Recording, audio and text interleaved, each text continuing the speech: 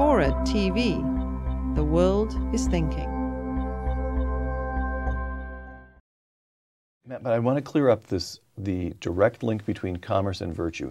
Are you arguing, and frankly I wasn't sure from the book, are you arguing that because of commerce, the end result looks virtuous? That is to say, people are better off. It looks as though they're the benevolence of the hidden hand, to use Adam Smith's phrase.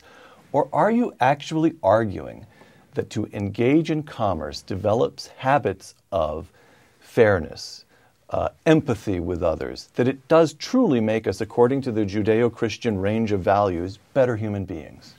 I think I am arguing both those propositions, as it were, because if you look at, if you can actually take some of these bargaining games that economists have developed in experimental economics, and you can ask people in pre-state societies, hunter-gatherers and things like that, to play them.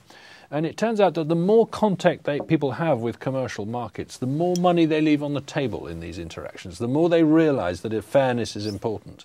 That actually, in some sense, markets train us to be, if you're running a stall selling bread, you learn pretty quickly that it's not a good idea to insult your customers or kill them or that kind of thing. And so the more people get embedded in commerce, the nicer they behave in all these old virtuous ways.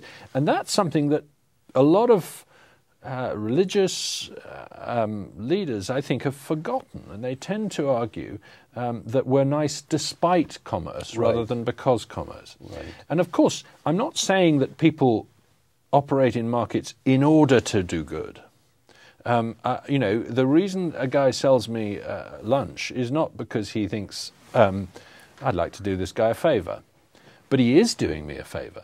And this is Adam Smith's great insight, is that most of the good that's done in the world is actually done by people who are not intending to do good, but they do it anyway.